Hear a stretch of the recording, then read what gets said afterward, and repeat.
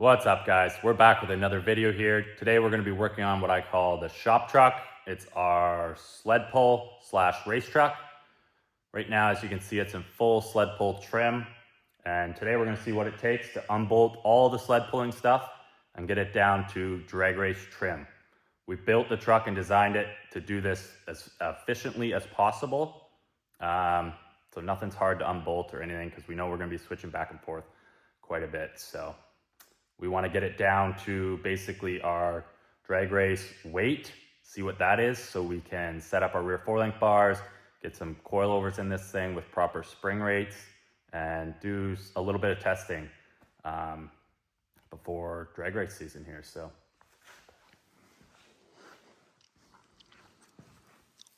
this is the truck, quad cab, long bed, very gutted. Front weight box unbolts from hitch tubes to the bottom of the frame there. We have drag radials to go on it. Drag radials on the rear, obviously.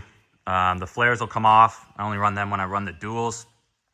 Our 4-link bars are just set up in there parallel right now, just for sled pulling, because the rear axle's obviously bolted solid when we're sled pulling. So we'll get all that out of there. Our rear sled stops, basically so the sled doesn't smash into us in the event of something failing in the truck or whatever. So that all unbolts. Weight transfer hitch unbolts. There's basically 4 5/8 bolts that go through and through the frame. On both sides, we'll get that unbolted. And then these lower adjustable bars just unbolt from the axle. And that's basically our bump stop we bolt in when we're sled pulling. So that'll all get everything on bolts. So we designed this truck this way. We also still need to do Lexan glass in this truck. We temporarily put our factory windows back in last year so we'd go sled pulling. I feel like Lexan's one of those things you don't want to rush, and I didn't really have time last year, so I want to do it right this year, make it look really nice. So as you can see, the windows are super temporary in there from last year. We have what I call the cab rack. Basically bolts through hitch tubes on the frame. And actually last year we had a lot of trouble getting up to 8,000 pounds in this truck with the weight box full. So I had to borrow some weight to even get close. So these are 300 pounds a piece. They are a huge pain in the butt to get in here by yourself, just because of the roll cage bar, and there's not a lot of support left in the floor. So I cut these at a 1/2-inch plate. They weigh, I think, 45 pounds. So they're a lot easier to get in here. So I might just run basically more of those. We obviously, when we sled pull, we strap it. We put a strap so none of this moves. So we also have to finish a couple bars on this cage to make it full 850 cage. And this is an Ontario, Canada truck. So there's a bit of rust. We're gonna clean that up. Basically paint the whole interior, paint the cage. And this truck is gutted, like full, as you can see, B-pillar is fully cut out.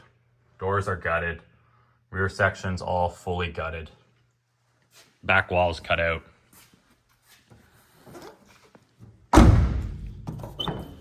Like I said, we're gonna paint everything, get Lexan glass in it. Still needs the A-pillar bars and a windshield bar to be full 850 cage. And then we're gonna paint, once the Lexan's in there, all this will look a lot nicer, and we'll paint the inside of the doors. Everything will be black inside, just kind of tidy it up. So we've never had this in sled pull, or sorry, drag race trim. So I'm excited to see how it looks and what it weighs. This truck is pretty gutted for a full steel body truck that is still able to sled pull. So there's no fiberglass in it, nothing like that. So let's see what it takes to get down to drag race trim. I'm excited.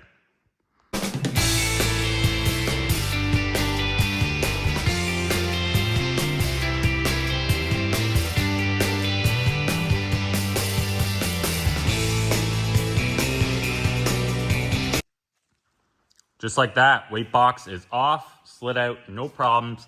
I've never had it off, built it on the truck, painted it on the truck. It stayed on the truck. So those are the hitch tubes. if there's anything I've learned over the years doing a bunch of weight boxes and basically weight racks, it's always kind of hard to line up your two tubes so that they slide in and out very nice. So a little trick, I'm sure a lot of guys know this, but if you just put a little bit of grease on it, or a lot, whatever you prefer, everything slides super nice. Just trying to line up those two tubes, sometimes tricky, and we're gonna be on and off with this thing a bunch, so the grease definitely helps. So, all right, let's get to peeling some more sled pull stuff off this thing.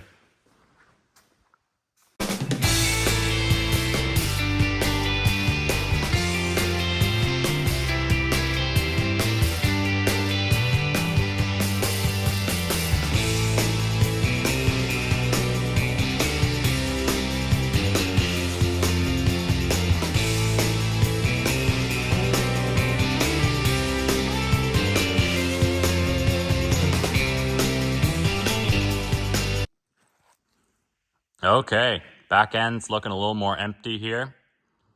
I guess I didn't mention this thing's extremely dusty from sitting in the shop, being a little neglected, but it's time to get back going on it. Anyway, super happy with how all that came off. Like I said, this is the first time I've taken all this off, so everything came off super nice. Again, these, little bit of grease, everything slides in and out. Tolerance was really tight on these, so. And then sled pull hitch and the bars. So it'll sound crazy, but everything's kind of designed 5/8 hardware. So it's all the same size socket, 15/16 and wrench to take everything off. It's way more efficient if you're at an event or in the pits and need to take it off. Another thing I guess I'll mention, anyone watching this video might know, or might be like, wow, those heim joints look pretty maxed out compared to a normal heim joint. But these are actually 4 inches long. So there's maybe 2 inches of thread there, 2 1/4. It actually comes way into here. The reason I did this, because this is basically the height adjustment for the hitch. And my sled pull hitch height, pulled twice last year, 2 different hitch heights. One was 24 inches, one was 26. So depending what class I'm in or where I am, I wanted to have the extra adjustment compared to a normal heim joint, and I also didn't like the look of a tractor heim that I know some guys run. So I believe I got these from Barnes 4-wheel drive. So that's a right-hand thread, and those are reverse threads. So they have lots of adjustments still. Anyways, next up, we're gonna tackle this this cab rack. See if I can. Usually I end up pinching my fingers in this situation and getting a good blood blister, peeling those 100-pound weights out of here. So let's see how we make out.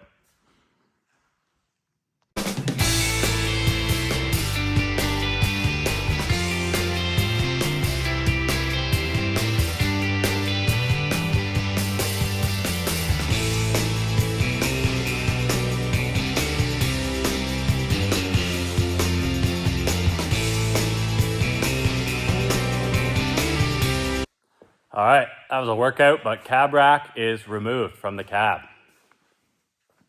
Again, everything went really smooth. Everything helps with a little bit of grease. Those are the hitch tubes. And that's all the weight here. So it's kind of a 2-piece design. There's our grease. Basically slides in like that, and then bottom slides in the hitch tubes. Just way easier with a 2-piece design to fit it in that cab with the roll bar and stuff. So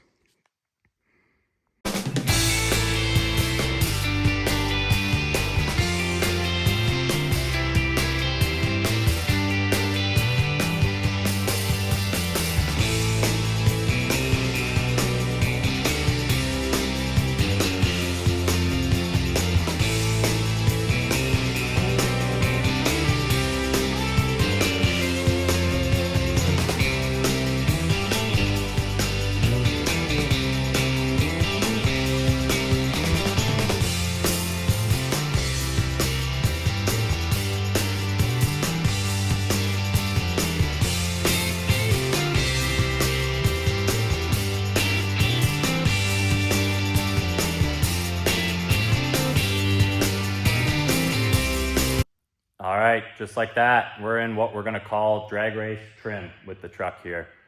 Sled pulled tires unbolted. We got the drag radials on. We messed with suspension a little bit to kind of get it roughly ride height so we can measure for some coilovers and stuff. We even gave this thing a spit shine. Gets really dirty in this metal fab shop, so just got a basic wipe down with a rag and Windex. That's kind of all it ever really needs. We're not a show truck here. Just something to tidy it up a bit. So these drag radials are basically, they work out to measuring a 29.5. So they look a little small on the truck being so long, but that's what we're gonna run for now. See how we do. We got kind of rear suspension just set in there so we can measure for our coilovers. They're basically gonna go from that top hole there to there, and we'll have lots of adjustments, so we can get everything dialed in there, but that's what we're calling drag race trim. Looks pretty good. I'm happy with it. Like I said, I've never even seen it like this, so once we get some Lexan windows in there, we got some stuff to finish up and do some testing with this thing. But on another note, look at it. It's hard to believe all this actually came off the truck. It looks like a lot more when it's all stacked on a skid. And then we got tires, flares, wheel spacers, and weight box. And we actually left, this has 2-inch wheel spacers on it all around for sled pull setup. We left them on here just for now. I mean, it looks cool, but it's too wide. It'll be way out of the grooves of the track when we're racing. So when we actually go racing, we'll take those 2-inch spacers off all around, suck these tires in a bit more to try and get in the groove of the track a little better with these wide track width trucks. So, okay, and to end this video off, we pulled outside for a couple minutes. We just cleaned the shop up, swept the floors, did a big purge in there. So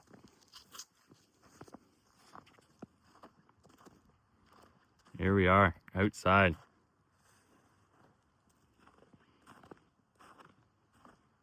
Pretty happy with how it looks. Gives a lot of motivation to work on it when it looks sweet, so.